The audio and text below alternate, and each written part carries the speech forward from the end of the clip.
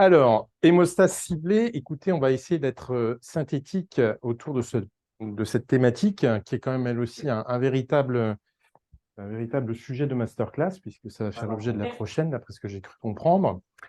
Rapidement, 3 points. On va parler d'anticoagulation et de CEC. Je suis désolé, c'est quand même un fondamental. On va parler ratio protamine-héparine et on va parler de test viscoélastique et CEC également.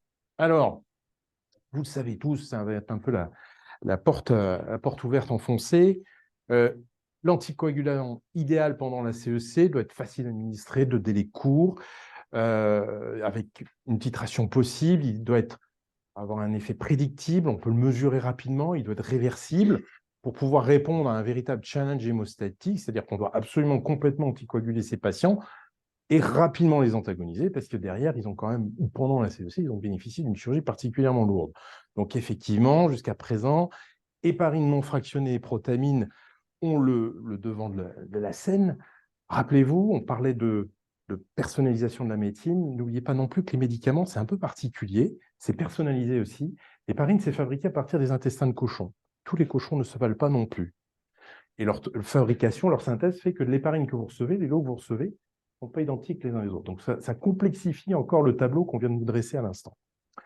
Bref, l'héparine, pendant longtemps, il y avait l'idée qui était de dire on donne une dose standard à tout le monde et comme ça on est sûr d'anticoaguler tout le monde. C'était un risque important. Néanmoins, on voit dans la littérature que 400 unités kilo pour partir rapidement en CEC sans même avoir d'ACT, ça peut se faire, c'est un peu risqué. Bon, on a rapidement mis en place des monitorages de l'héparinothérapie pendant la CEC. La biologie délocalisée est vite apparue, je dirais, dans ce contexte-là. Et elle s'est opposée, je dirais, à une valeur qui est très fiable, très sûr, enfin au moins c'est comme ça qu'on nous la vend, qui est la valeur de l'anti-DISA que peut nous donner le laboratoire. On nous a toujours dit, étant trop longue à obtenir, ce n'est pas les conditions idéales. Alors donc ces ACT, on s'est focalisé dessus, il y en a plusieurs marques, il y a surtout plusieurs valeurs cibles qui ont été données également, 350 secondes, 400 secondes, 480 secondes, est-ce que c'est fiable, est-ce qu'il faut les faire régulièrement, etc. Quand on interroge, ça c'est en 2010, vous voyez les différents centres en Amérique du Nord, ben, vous voyez que les seuils utilisés sont extrêmement variables, ils oscillent entre 350 et 500. Ça dépend si vous êtes américain, enfin les États-Unis ou si vous êtes canadien, ce n'est pas tout à fait les mêmes valeurs non plus. Vous voyez, c'est très hétérogène. Il faut se rappeler que l'ACT, qui est un temps de coagulation, peut être influencé par l'hypothermie, on vient d'en parler, l'hémodilution, ben, c'est, j'allais dire presque le principe même de la CEC. Certain nombre de traitements, pour l'héparine, on n'est pas étonné, mais il y a toute une série de traitements, notamment la protéine, qui peuvent être utilisés pendant la CEC. Le taux de plaquettes, effectivement influencé, le taux de fibrinogène.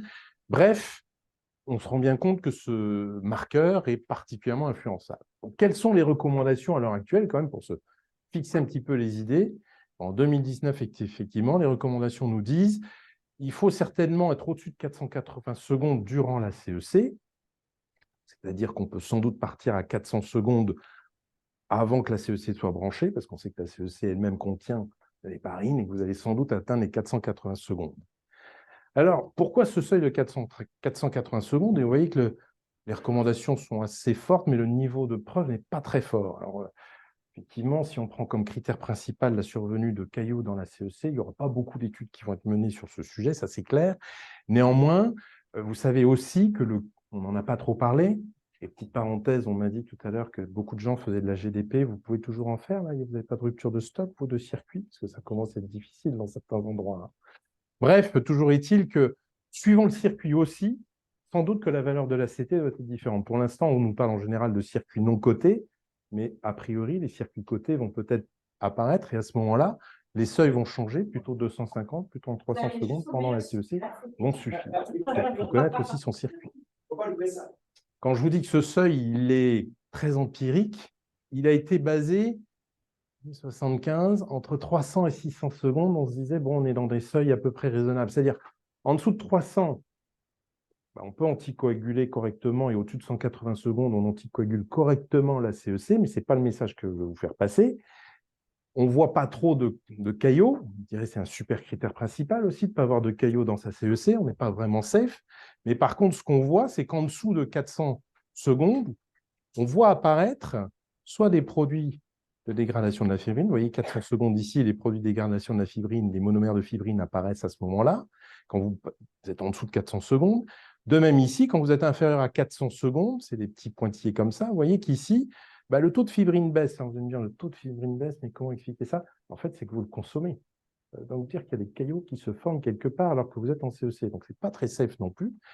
Idem pour les plaquettes. Quand vous êtes en dessous de 400 secondes, le taux de plaquettes chute. Ça veut dire qu'elles sont consommées quelque part. Donc, a priori, il y a une activation.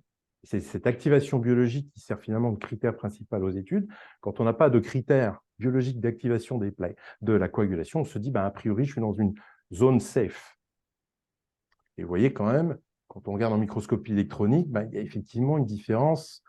Si vous êtes en dessous de 300 ou au-dessus de 400, il n'y a pas tout à fait la même chose au niveau de vos fibres de votre échangeur.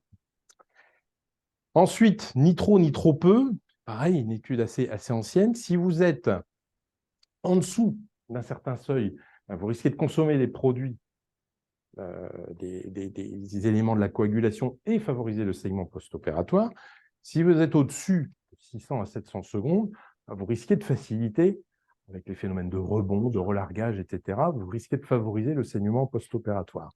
Donc, il faut sans doute se situer dans cette zone-là, entre 400 et 700. Donc, le 480, il vient de là. Et effectivement, moi aussi, je suis assez d'accord avec le topo qui a été précédemment donné. J'aime bien avoir des protocoles à disposition. Donc, effectivement, quand on est à plus de 400 secondes, on peut lancer la CEC. L'objectif en CEC, quelques minutes après le début de la CEC, c'est d'avoir un ACT supérieur à 480. Et on le répète à peu près toutes les 30 minutes. C'est pareil, l'intervalle, on nous dit intervalle régulier, mais on ne nous donne pas l'intervalle précis.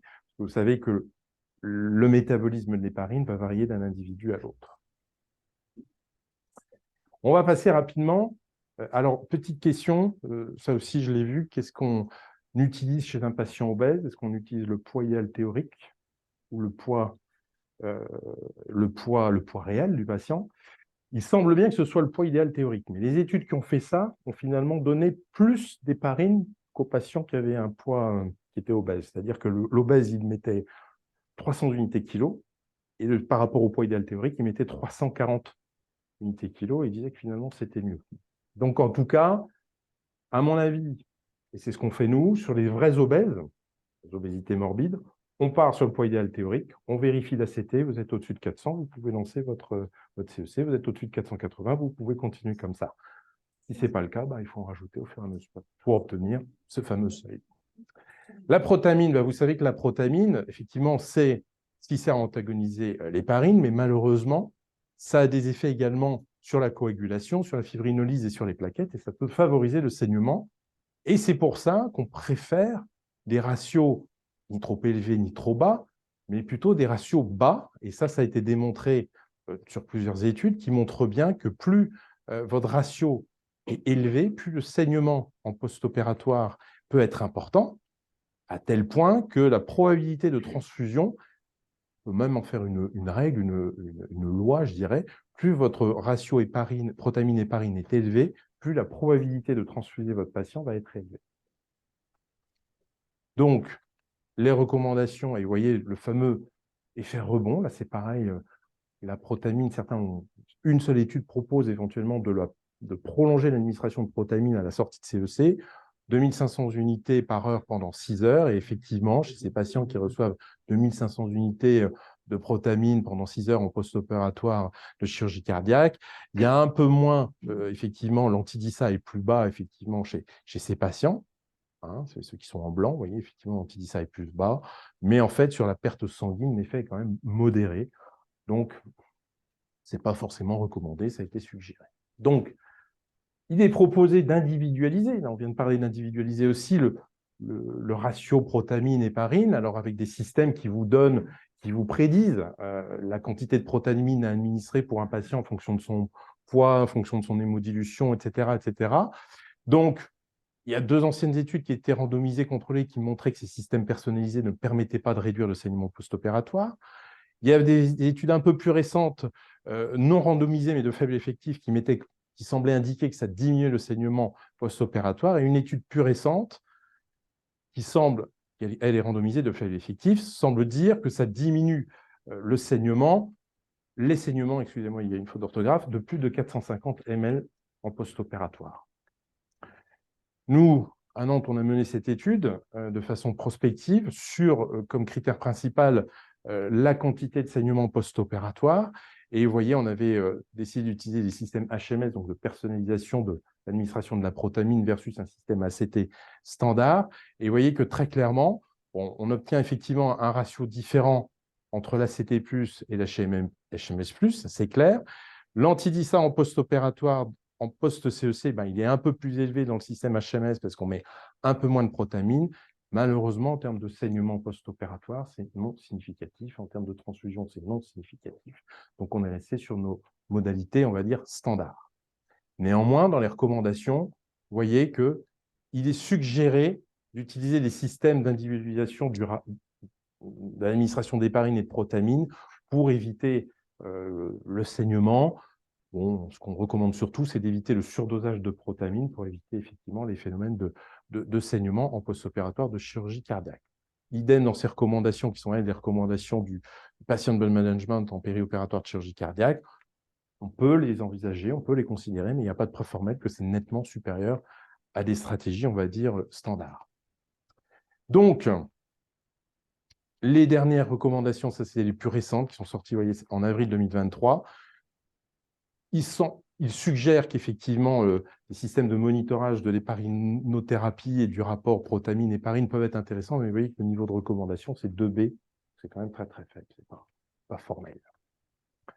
Alors, comment peut-on monitorer pendant la CEC la coagulopathie? Donc, on peut utiliser d'autres systèmes de point of care pour améliorer le pronostic des patients, améliorer l'efficience, surtout, j'allais dire, diminuer le délai entre la survenue de la coagulopathie et le traitement. C'est surtout ça qui est important.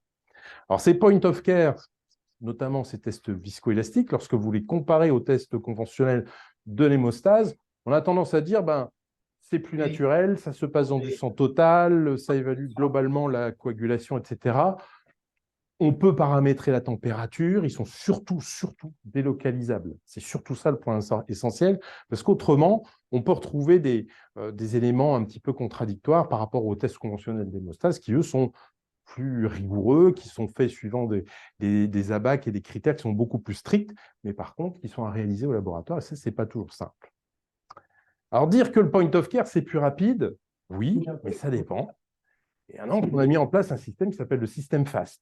C'est-à-dire qu'on a lancé un pari avec nos amis biologistes. Est-ce que vous êtes capable de rendre l'équivalent d'un test viscoélastique dans le même temps? Le temps, c'est à peu près 20 minutes pour un test viscoélastique à peu près complet. Dans ces cas-là, ils nous ont dit, c'est simple. Au lieu de centrifuger 2500 G pendant 15 minutes, on va prendre vos échantillons, on va vous les centrifuger à 4500 G pendant 2 minutes. L'avantage à Nantes, c'est que le laboratoire, il est 2 étages en dessous du bloc. Et puis, on a motivé les troupes, en particulier les aides-soignants du bloc, on leur a dit, il faut que ça fonce, il faut que tu descendes le tube rapidement. Et résultat des courses, on a fait cette étude, vous voyez, donc déjà, le fait de changer la centrifugation pour un biologiste, c'est important, parce que les paramètres et la validation de ces tests dépendent du respect d'un certain nombre de critères qualité, comme les délais de centrifugation, etc. etc. Ils ont d'abord démontré que c'était bien corrélé, l'ensemble des tests classiques étaient bien corrélés, qu'on centrifuge plus ou moins vite, plus ou moins longtemps, c'était la même chose. Et surtout, vous voyez ça, on est passé de 50 minutes de rendu du résultat à 22 minutes, avec un coup de téléphone en plus du laboratoire qui vous appelle pour vous donner le fibrinogène, l'antidissa, les plaquettes, l'hémoglobine. C'est vrai qu'avec ça, par rapport au test viscoélastique, c'est plus difficile. Alors justement, la comparaison de ces tests viscoélastiques, il y a eu plusieurs méta-analyses et là, vous allez voir que les résultats sont très variables d'une méta-analyse à l'autre. Alors, il y avait déjà cette étude-là de 2013 avec plusieurs patients qui s'intéressaient à l'intérêt de l'algorithme décisionnel et de seuil transfusionnel en fonction de tests qui étaient le ROTEM ou le TEG. Et clairement, on voyait une diminution quand même de la transfusion. Ensuite, il y a eu en 2016, je vous fais un peu l'historique, cette étude qui pèse beaucoup dans les prochaines méta-analyses que vous allez voir, qui est l'étude de Karkouti, qui a concerné, je crois que c'est plus de 4000 patients au Canada, et qui a comparé un algorithme standard avec des tests, une prise en charge standard, versus des tests viscoélastiques pour tous les patients, qu'ils saignent ou qu'ils ne saignent pas.